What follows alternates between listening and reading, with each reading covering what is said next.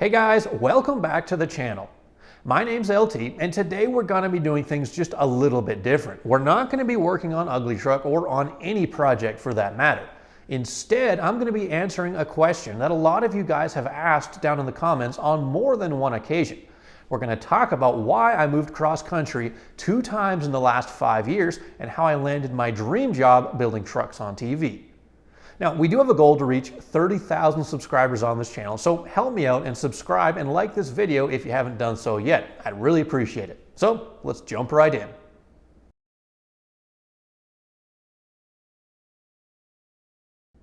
A lot of you guys probably know me as LT, but that's just my screen name. It's really my initials. My real name is Lawrence Tolman. Now, this whole story starts way back in the state of Maine. I was born and I was raised in the small town of Waldoboro on the coast, little itty bitty fishing village. It's just a traditional small town USA. Now, my family was really into cars and mechanical things. My dad was a muscle car guy, and I think that's where my whole love of cars and trucks originally got its start. Now, I also did grow up on a farm. We had 100 acres to play with, and that was really awesome as a kid growing up because I had just so much outdoor time. You know, you wanted to build something, you could just go out in the woods, cut down a tree, make a bow and arrow, or just stuff like that.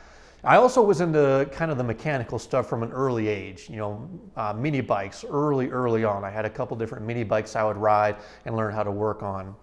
And four-wheelers. I remember when I was in 5th grade, I got a Suzuki 125 four-wheeler. A little bit after that, I got a Honda Big Red 3-wheeler.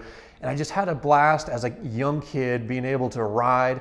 And then also the learning that came along with it. Like, say if something broke, well, guess what? You didn't take it somewhere to have it fixed. You had to learn how to fix it on your own. And that's where I think I originally got my start in my mechanical aptitude, if you will. Just having fun on the farm and being a kid.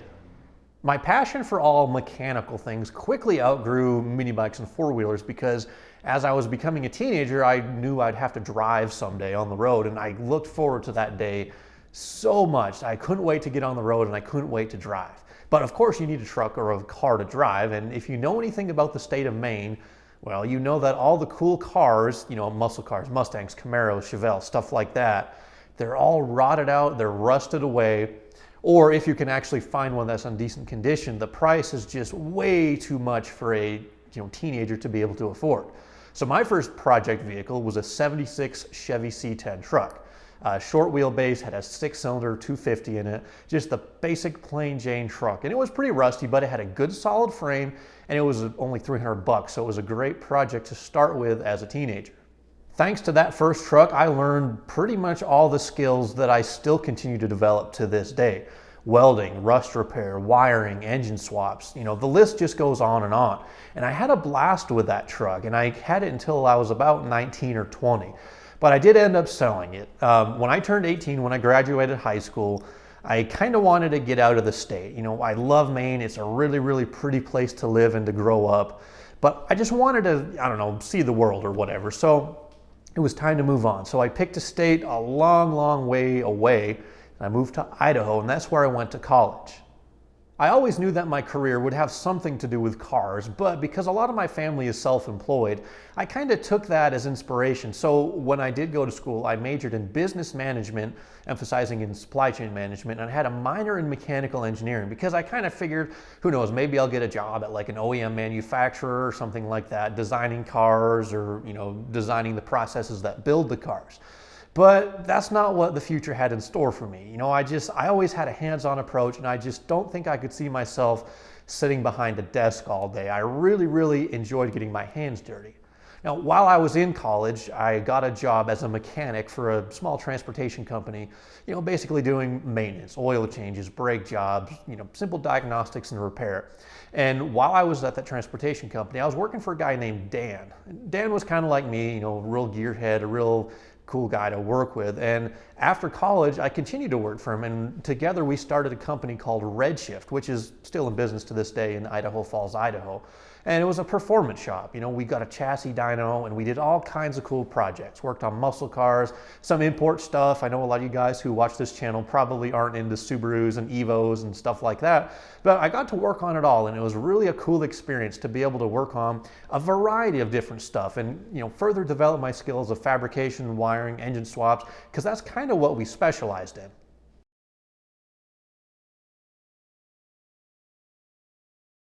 I worked at Redshift for about 3 to 4 years, and this was before the time of YouTube. If you wanted to watch anything cool car related, well, you didn't do it on YouTube because there wasn't a whole lot of content out there. Instead, you watched TV, and my favorite show to watch Saturday and Sunday morning was on Spike TV. It was Power Block. I loved that show. I watched it every single time it was on. I didn't care if it was a rerun or if it was a brand new episode. I saw them all, every single one. In fact, my wife, even for Christmas, she would always get me the DVDs of the complete build, start to finish, and I would watch those over and over and over again because to me that was just the coolest thing, to watch those guys build hot rods and off-road trucks and all kinds of cool stuff on TV. And really, that was my dream job. I always thought, man, it would be so fun to be able to work with those guys. In late 2014, I was watching the shows and they had a commercial that came on and they were saying, hey, we need another host, we need some more help. So everyone should apply. And I thought, man, that would be so cool. Like I said, it was my dream job. But I thought to myself, there's just no way they would ever pick me. I'm a nobody, I'm up in the middle of Idaho working. And so I just kind of ignored it. But my wife, she saw the commercials also. And she told me, she said, you better make a video, you better apply, because she definitely believed in me. And so I owe a lot to her for taking that first step. So we made a video, we went into work, and I took a couple different videos actually, and I'll include it here so you can kind of see it, because believe me, it's pretty cringeworthy. So, I get people who come into the shop, seems like at least once a day. They're asking me questions like, hey, what's the best way to get more horsepower from my car or truck? Should I install a turbocharger, or maybe a supercharger is the way to go? Well, let's look at the differences between the two, how they work, and then we'll be able to better make a decision. A turbocharger is driven by your engine's exhaust. Now this is great, but it has what's known in the industry as turbo lag. Turbo lag is simply the difference in time between when you plant your foot to the floor and when you feel that surge of acceleration that'll set you back in the seat. A supercharger, on the other hand, doesn't have any lag. It's connected directly to your engine's crankshaft by a belt, and as soon as you crack that throttle open, you've got acceleration. Let's take, for example, the family SUV. Maybe you want to haul the kids, maybe you got to haul the boat, and you just want to go a little bit quicker. Now, a supercharger is going to have instantaneous low-end torque. Now, this is perfect for that application. But let's say you're more like me. Maybe you've got a pickup or you've got a small car that you just want to haul down the quarter mile. Then a turbocharger is probably the way to go. It doesn't have as much low RPM torque, but it pulls very strongly in the mid to upper RPM ranges. And now that you know the difference between the two, you'll be able to better make a decision about which one to choose. But if you want to keep up with me at the drag strip, then you better go with a turbo. So after we recorded the video, I uploaded it to my YouTube channel, and at the time all I had was really just a couple different dyno runs and things like that, projects that we had built at the shop. I sent them in the link to the email that they had listed on there, and a couple months went by and I just thought, yeah, there's no way I'm ever even going to hear back from these guys, much less get a job interview, so I just took the link down and I forgot about it. But a couple weeks after that, I actually did get an email from one of the producers over there, and they said, hey, we noticed you took your link down, but are you still interested in the position? We'd like to talk to you. And I thought, okay, well, I'll put the link back up. Now, the video that I just showed you guys a second ago, that actually wasn't my original audition tape. I had to do 3 different versions of it because one of them, I was standing too far away. They couldn't actually hear what I was saying. I didn't have a good microphone or anything like that. One of them, they said I just sounded too monotone. So finally, the third one that I took is the one that you guys saw there. And believe me, I'm not proud of that audition tape, but somehow that audition got me a job interview. So they flew me out. And I spent the day down there and I talked to the guys. I did a little screen test there. And again, I felt like I had just bombed it. And again, there was no way I was ever going to get a call back. So I hopped back on the plane. This is in Tennessee.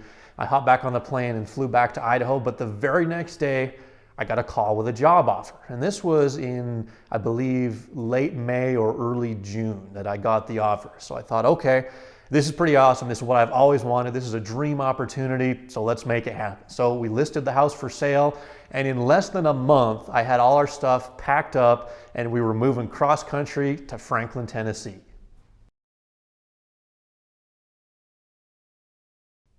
Out of the 4 shows that were on Power Nation, my absolute favorite one to watch was Truck Tech, because I always felt like it had the best balance of performance, engine swap, suspension, and then just overall customization. And I really loved watching the 2 guys that hosted the show before I got there. And as luck would have it, that was the show that I was hired on to host. So like I said, it was just all coming together. It was a super awesome opportunity. And I'm very, very grateful to all the people at Power Nation for allowing me to make that move because, like I said, it was an awesome, awesome opportunity. I worked at Truck Tech for 5 years from 2015 to about September of this year, 2020.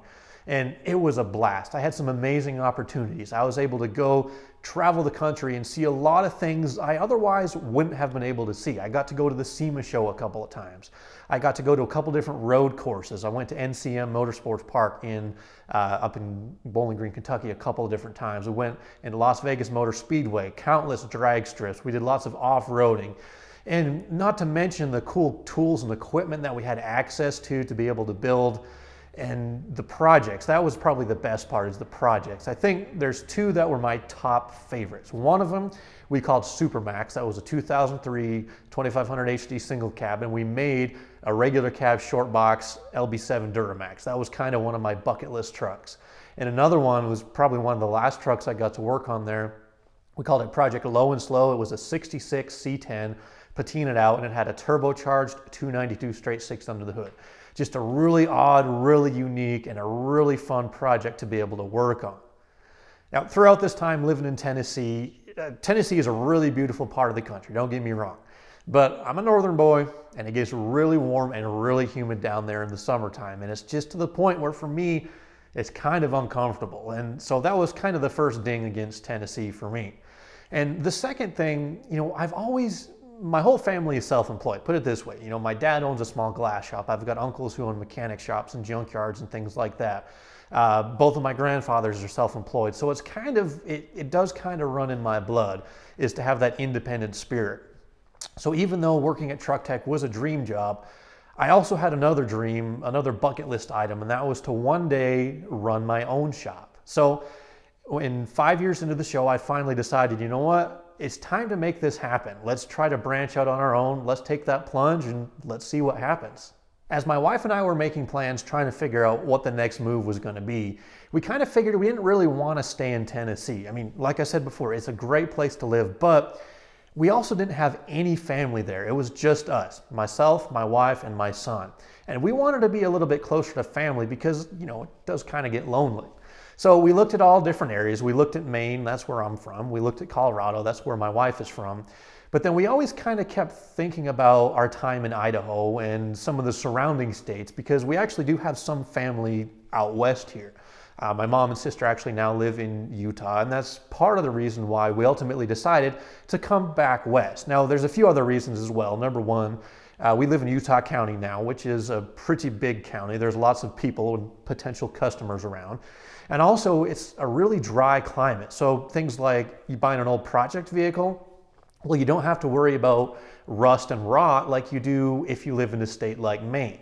And there's also other things like proximity to airports for travel and a whole other bunch of reasons as well. But that's what kind of ultimately led us to the decision of moving to Utah County, Utah. So that's the second cross-country move that we did in 5 years.